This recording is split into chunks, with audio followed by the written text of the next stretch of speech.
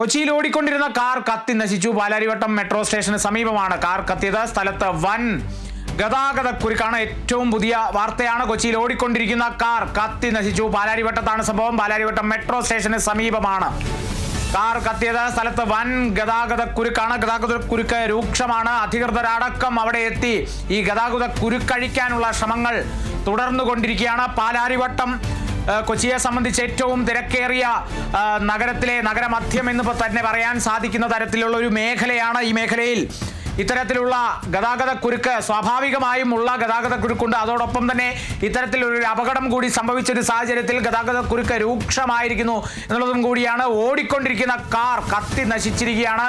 Palarivattom metro സ്റ്റേഷന് സമീപമാണ് car കത്തിയത്.